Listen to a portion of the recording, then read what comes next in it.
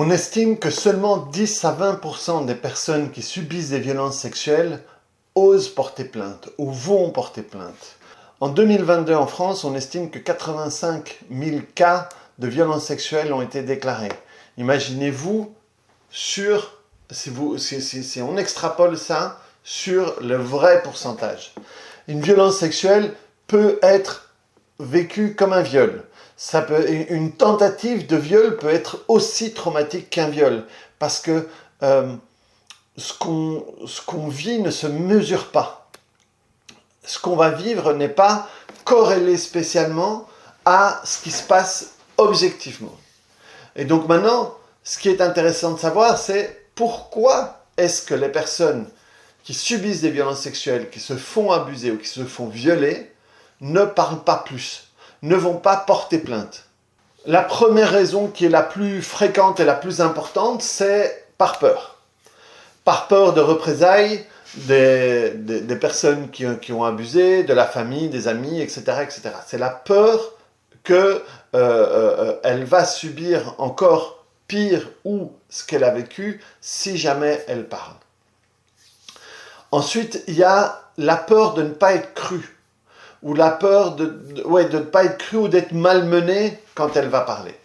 Et d'ailleurs, dites-moi en commentaire si vous voulez que je fasse une vidéo sur l'impact de la traumatisation que subissent certaines personnes abusées quand ils vont déclarer à la police et qu'ils ont des rencontres avec certains policiers. Dites-moi en commentaire si ça vous intéresse que je fasse une vidéo qui explique là-dessus avec quelques exemples. Ensuite, il y a la peur des jugements. Qu'est-ce qu'on va penser d'elle? Qu'est-ce qu'on va dire d'elle? Quelle est l'image qui va rester collée? La peur des conséquences négatives, quelles qu'elles soient, parce que dans ces moments-là, notre mental, il nous envoie dans des endroits où on n'est même pas capable d'aller quand on n'est pas dans cette peur. Ensuite, il y a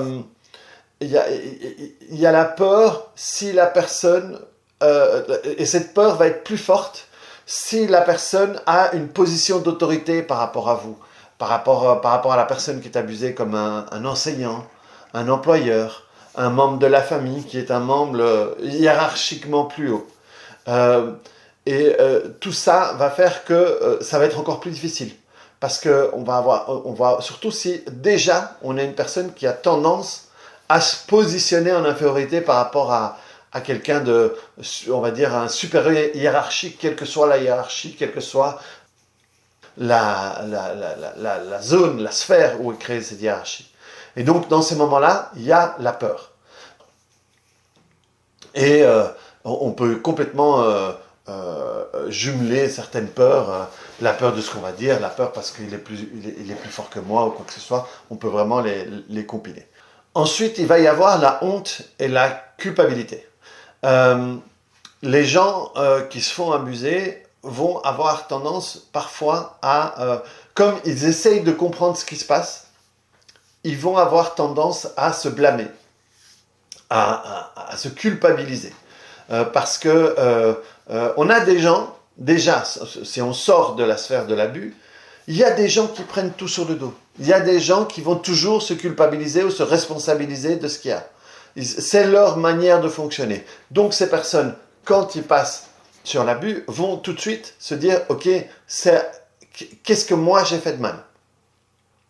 Et surtout, si ils vont s'en vouloir en plus, si ils étaient au mauvais endroit au mauvais moment, si on les avait prévenus que, s'ils avaient eu un doute ou quoi que ce soit. Et donc, de peur d'être jugés et de peur qu'on les juge de la manière dont elles se jugent, elles préfèrent se taire parfois parce que ce qu'elles imaginent qu'il pourrait arriver est encore plus douloureux que ce qu'elles vivent.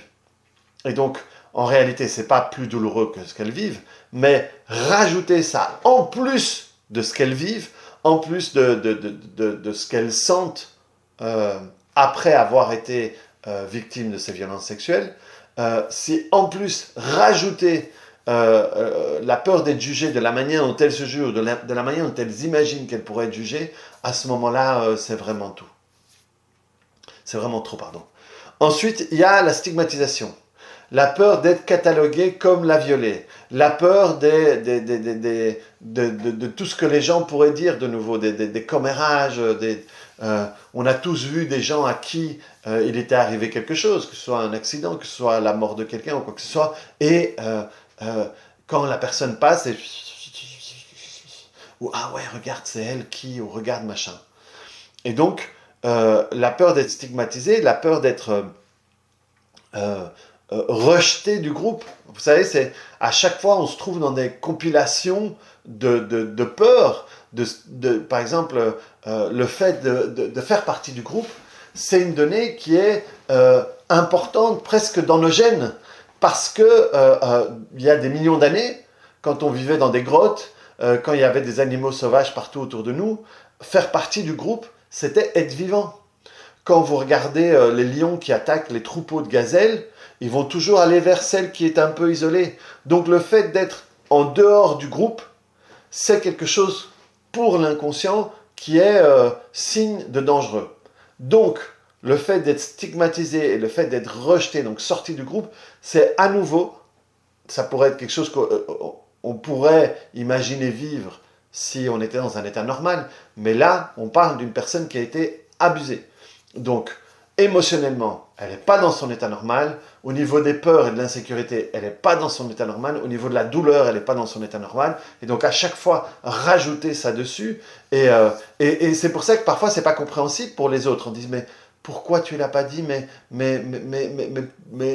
Et on ne comprend pas. On ne comprend pas parce qu'on ne voit que cette partie-là. Et on ne tient pas en compte de tout le chamboulement de ce que la personne a vécu. Et ensuite, on revient sur un peu les types de personnes qui vont se culpabiliser de tout, qui vont se blâmer de tout. Il y a des personnes qui vont pas être capables de reconnaître l'abus. Surtout si c'est des personnes qui ont des faibles estimes d'elles-mêmes. Il y a des gens qui acceptent, des fois on voit ça au travail, à l'école ou quoi, et on dit mais pourquoi est-ce que tu laisses qu'il te parle comme ça? Et on dit, ah, il m'a parlé comment, c'est pas normal. Ou il y a des gens qui se rendent pas compte qu'on les traite mal. Et donc, ces personnes, elles vont parfois pas se rendre compte, elles ne comprennent pas que ça ne se fait pas, qu'on n'a pas le droit de faire ça. Si vous saviez le nombre de clients que j'ai eus et qui me racontaient quelque chose, et je leur ai dit, mais vous savez que ça c'est un viol, ou que ça c'est de la violence, ou que ça c'est... Voilà, c'est... Et les gens ne se rendent pas compte. Et donc, ils ne vont pas comprendre ils ne vont pas comprendre l'ampleur ou la gravité de la situation. Et donc ces personnes-là, de nouveau, ne vont pas aller porter plainte. C'est vrai, mais non, oh, c'est pas si grave que ça, ou non, mais non, il l'a pas fait exprès. Ou des fois, on devient fou quand on entend ça. On dit, mais comment est-ce que tu peux dire ça? Ensuite, il va y avoir la manipulation de l'agresseur, où il va lui dire on va pas te croire, je vais nier, tu peux rien prouver, de toute façon avec le genre de fille que t'es, ce sera facile de nier tout ça. Bref, les manipulations qui sont faites à ce moment-là. Ou alors, pire, les menaces sur les familles. Ça, j'en ai eu plein en disant écoute, si tu dis quoi que ce soit, je ferai la même chose à ton frère ou à ta sœur, je vais venir te chercher, je sais où t'habites, je vais foutre en l'air ton image, je vais foutre en l'air ta boîte, tu n'auras plus de boulot nulle part. Enfin, voilà, tout type de menaces. De nouveau, surtout si la personne hiérarchiquement est plus haute qu'elle. Et à un moment, un peu comme on disait au début, elle a plus peur des conséquences que le besoin ou de ce qu'elle pense qu'elle pourrait gagner si elle allait porter plainte. Ensuite, le dernier, il y en a d'autres aussi, mais le dernier qui me paraît important, c'est le déni. C'est la personne qui va refouler pour éviter la douleur correspondante à l'ampleur de ce qui est arrivé. Et le déni, c'est quelque chose qui arrive partout. C'est même ce qu'on appelle dans les étapes du deuil, c'est une étape. On peut avoir des dénis de grossesse. Il y a des gens j'ai connu quelqu'un qui disait, qui était en surpoids, en fort surpoids, et elle, à un moment, elle a eu fort mal au ventre, elle a été à l'hôpital et elle a accouché, quoi. Donc c'est vraiment un déni. Imaginez-vous un déni à ce point où il y a un truc quand même qui bouge à l'intérieur de nous, enfin à l'intérieur des femmes surtout. Donc là, c'est un déni en disant non, ça peut pas être arrivé. Ou non, je peux pas être. Et alors, il y a une capacité de l'inconscient à fermer cette porte-là parce que c'est trop douloureux. Ou parce qu'il pense que ça va être trop douloureux. Et donc, vous avez là, par exemple, entre autres, 6 raisons pour lesquelles les personnes ne vont pas porter plainte. De nouveau, souvent, c'est incompréhensible pour quelqu'un qui n'est pas dans cet état-là ou quelqu'un qui a une estime de soi différente. Voilà, moi, effectivement, moi, je suis quelqu'un qui, s'il m'arrive un truc, je vais tout de suite combattre ça, je vais tout de suite répondre. Mais, et donc, moi, si je n'ai pas la capacité que j'ai à comprendre l'autre, à me mettre à la place de l'autre, c'est un truc que je ne vais pas comprendre. Je me dis, ah non, mais c'est pas possible. Et au-delà, hein, il y a des gens qui vont être dans le jugement. Ils vont dire, ouais, mais s'il n'a pas porté plainte, c'est peut-être parce que si, c'est peut-être parce que ça. Et de nouveau, ça apporte de l'eau au moulin aux personnes qui disent, ouais, dans ces moments-là, je préfère la fermer et je préfère avaler le truc moi-même, quoi. Donc voilà les raisons pour lesquelles la plupart, l'énorme majorité des personnes qui se font abuser sexuellement ou qui subissent des agressions sexuelles ne portent pas plainte et n'en parlent pas plus.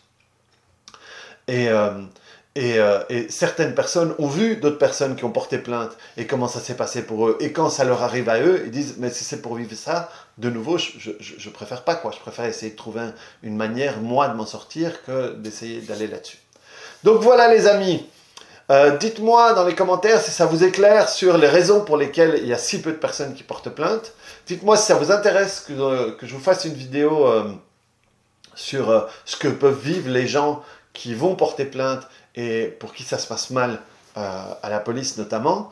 Et cliquez sur le bouton j'aime et abonnez-vous. Il y a beaucoup de monde qui me regarde et qui ne sont pas abonnés. Abonnez-vous et le bouton j'aime pour que toutes ces vidéos, si elles vous paraissent intéressantes, puissent arriver à d'autres personnes.